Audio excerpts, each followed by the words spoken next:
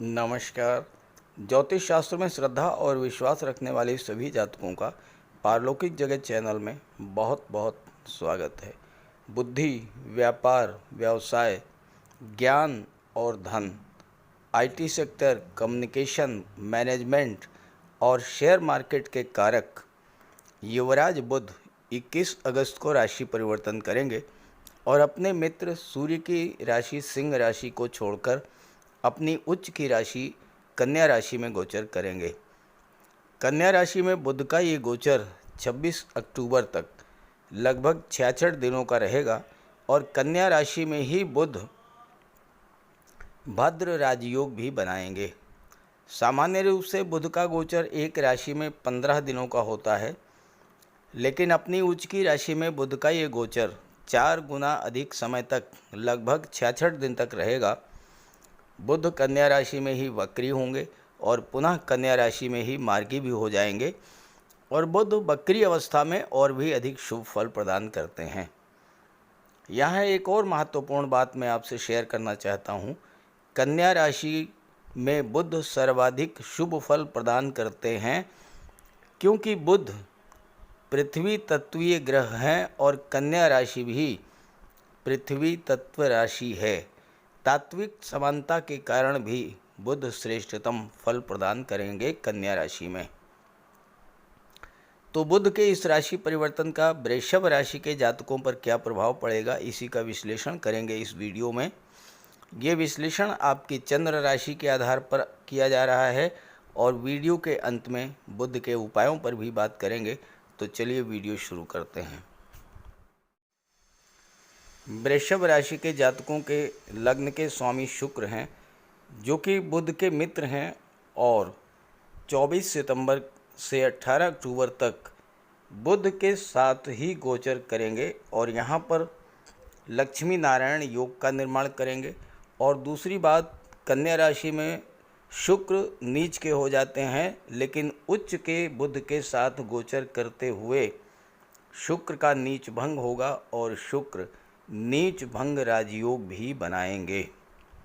सूर्य का गोचर चतुर्थ भाव में है, शनिदेव भाग्य भाव में गोचर कर रहे हैं और देवगुरु लाभ के भाव में गोचर कर रहे हैं। और महत्वपूर्ण बात यह है कि इस गोचर काल में सभी चारों ग्रह अपनी ही राशि में गोचर करेंगे।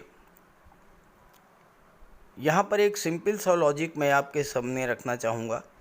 कोई भी व्यक्ति जब अपने जीवन में श्रेष्ठतम स्थिति में होता है, बुलंदियों पर होता है, तो सबसे ज़्यादा लाभ किसे प्रदान करता है? स्वाभाविक सी बात है कि जो उसके मित्र हैं, जो उसके करीबी हैं, और हानि उसे पहुंचाता है जो उसके शत्रु हैं। ठीक यही बात बुध पर भी लागू होती है। बुध 66 दिनों तक अपनी श्रेष्ठतम उच्चतम स्थिति में रहेंगे तो कुंडली के उन सभी भावों के प्रभाव क्षेत्र में वृद्धि करेंगे जिसके स्वामी बुध के मित्र हैं। यानी जिन भावों के स्वामी सूर्य, गुरु, शुक्र और शनि है, उन भावों के सर्वाधिक शुभ फल आपको प्राप्त होंगे। यानी धन के भाव के, लाभ के भाव के, लग्न भाव, चतुर्थ भाव, पंचम भाव, छठे भाव, अष्टम भाव, नवम और एकादशम भाव के सर्वाधिक शुभ फल आपको प्राप्त होंगे। अब इस गोचर काल में सर्वाधिक प्रभाव किन पर डालेंगे? तो स्वाभाविक है कि वो जातक जिनके जीवन में सूर्य, बुध, गुरु, शुक्र या शनि की महादशा या अंतर्दशा चल रही हो, वो ज़्यादा प्रभावित होंगे। साथ ही जो लोग बुध से जुड़े हुए कार्य करते हैं, बुद्धि से रिलेटेड कार्य करते हैं, वाणी से रिलेटेड कार्य करते हैं, जैसे शिक्षक हैं, वकील हैं, काउंसलर हैं, फाइनेंस या मीडिया से जुड़े कार्य करते हैं, व्यापार मैनेजमेंट देखते हैं, IT sector, computer, communication, marketing, share trading या पूंजी निवेश से जुड़े हैं या रिसर्च और गहन शोध से जुड़े हुए हैं, इन सभी पर विशेष प्रभाव पड़ेगा। एक और महत्वपूर्ण बात, कन्या राशि बुध की मूल त्रिकोण राशि है और कन्या राशि में बुध 0 से 15 डिग्री तक उच्च के होंगे 15 से 20 डिग्री तक मूल त्रिकोण का फल देंगे और 20 से 30 डिग्री तक स्वराशि का फल देंगे। और इस तरह से पूरे 66 दिन तक बुध का अंश बल कितना भी हो लेकिन श्रेष्ठ फल ही देंगे। तो चलिए अब बात करते हैं बुध राशि परिवर्तन के प्रभाव के बारे में। बुध के उच्च की राशि में गोचर करने और शुक्र के नीच भंग राजयोग बनाने का आपके जीवन पर क्या प्रभाव पड़ेगा, इस पर चर्चा करने से पहले मैं आपको ये बताना चाहता हूँ कि पिछले 1 माह से आपके साथ क्या क्या घटित हो रहा था, अब उसमें क्या सुधार आएगा और क्यों ऐसा हो रहा था, इस पर चर्चा करेंगे। और अगर आपके साथ ऐसा हुआ हो तो कमेंट करके ज़रूर बताइएगा। देखिए, पिछले 1 माह पहले, यानी आप ये समझ लें कि 17 जुलाई से 17 अगस्त के बीच बुध का गोचर पराक्रम भाव में था। सूर्य भी बुध के साथ गोचर कर रहे थे और सूर्य पर शनि की दृष्टि पड़ रही थी, जो कि शत्रु की दृष्टि है।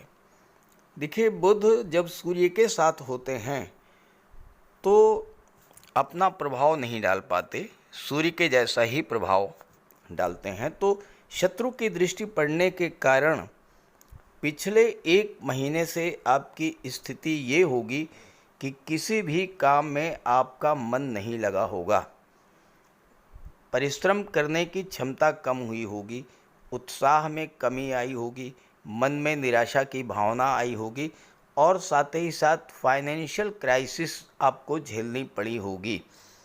पैसा आपको प्राप्त नहीं हुआ होगा या अगर पैसा मिला भी होगा तो बहुत जल्दी वो खर्च हो गया होगा, खर्च बढ़े होंगे, बिला वजह की भागदौड़ और यात्राएं आपने की होंगी। कार्यस्थल पर भी स्थितियां आपके प्रतिकूल रही होंगी, बॉस और पिता से आपके संबंध खराब हुए होंगे, मन में भटकाव की स्थिति रही होगी, जॉब की तलाश थी तो उसमें भी असफलता मिली होगी और विदेश जाने की योजना में भी विघ्न बाधाएं आई होंगी। सीधा असर आपके मन मस्तिष्क पर पड़ा होगा और किसी भी मामले में आप सही निर्णय नहीं ले पाए होंगे। स्वभाव में एक सा अजीब सा रूखापन रहा होगा, क्रोध की अधिकता रही होगी, दाम्पत्य सुखों में कमी आई होगी, माता पिता से भी संबंध बहुत अच्छे नहीं होंगे और अगर आप व्यापार करते हैं तो आपका पैसा कहीं न कहीं फंस गया होगा, बॉस से पिता से भी संबंध खराब हुए होंगे और लव रिलेशंस भी डिस्टर्ब रहे होंगे। अगर ऐसा कुछ आपके साथ हुआ हो तो ज़रूर कमेंट करके बताइएगा। और अब बताने जा रहा हूँ कि क्या क्या होने जा रहा है आपके साथ इस राशि परिवर्तन के बाद। वृषभ राशि के जातकों के लिए बुध का ये राशि परिवर्तन बहुत ही बेहतर होने वाला है, क्योंकि बुध का गोचर पंचम भाव का में है और पंचम भाव से संतान और शिक्षा का विचार किया जाता है। पंचम भाव से लव, रोमांस और क्रिएटिविटी का विचार किया जाता है और पंचम भाव में ही 24 सितंबर को आपकी राशि के स्वामी शुक्र भी गोचर करेंगे। भले ही शुक्र कन्या राशि में नीच के होते हैं, लेकिन यहाँ पर बुध उच्च के हैं और बुध के साथ गोचर करते हुए शुक्र का नीच भंग होगा, नीच भंग राजयोग बनेगा और नीच भंग राजयोग बहुत ही श्रेष्ठ फल देने वाला होता है। शुक्र जब नीच भंग राजयोग बनाएंगे और एकादश भाव पर दृष्टि डालेंगे तो शुक्र चूँकि धन, वैभव, ऐश्वर्य और सुखों के कारक होते हैं, तो आपकी धन संबंधी समस्याएं जो अभी तक आपको परेशान कर रही थी वो समस्याएं बिल्कुल समाप्त हो जाएंगी। आपके लिए धन प्राप्ति के असीम संभावनाएं के द्वार खुलेंगे। संतान भाव में उच्च के बुध गोचर कर रहे हैं तो संतान की तरफ से सुख और खुशी दोनों ही प्राप्त होगी। और अगर संतान की प्राप्ति इस गोचर काल में हो रही है तो चूंकि देवगुरु की दृष्टि पड़ रही है, संतान पुत्र की प्राप्ति होगी और वह संतान बुद्ध के समान बुद्धिमान, गुरु के समान ज्ञानवान और भव्य व्यक्तित्व की स्वामी होगी और उसके जन्म लेते ही आपका भाग्योदय हो जाएगा। पंचम भाव शिक्षा का है और छात्रों के लिए बहुत ही ये बेहतर है गोचर, क्योंकि आपकी कुंडली में 66 दिनों तक कुशाग्र राजयोग बनेगा। देखिए, कुशाग्र योग तब बनता है जब गुरु की दृष्टि बुध पर और बुध की दृष्टि गुरु पर पड़ती है, तो कुशाग्र योग बनता है। कुशाग्र योग बनने से आपकी बौद्धिक क्षमता में वृद्धि होगी, इंटेलिजेंस पावर आपकी बढ़ेगी, आपकी memory power, grasping power boost up करेगी। और अगर आप competitive exams, IAS, IPS, civil services की तैयारी कर रहे हैं तो सफलता के पूरे योग बनते हैं। वो छात्र जो कि आईटी सेक्टर, कंप्यूटर, कम्युनिकेशन या मैनेजमेंट की पढ़ाई कर रहे हैं उनके लिए भी बहुत अच्छा रहेगा। और बुध चूँकि शेयर मार्केट के कारक हैं और सेकंड हाउस के स्वामी भी हैं, तो धन का संचय तो होगा ही होगा। आप शेयर में निवेश भी कर सकते हैं और शेयर में निवेश करने के लिए, शेयर ट्रेडिंग के लिए ये समय बहुत ही अच्छा रहेगा। हालांकि किसी एक्सपर्ट की राय लेने के बाद ही आप शेयर में निवेश करें। उच्च शिक्षा के लिए अगर आप विदेश जाना चाहते हैं तो इससे बेहतर समय नहीं मिलेगा, क्योंकि उच्च शिक्षा के भाव के स्वामी हैं शनिदेव, जो कि बुध के मित्र हैं, और शनिदेव भाग्य भाव में गोचर कर रहे हैं।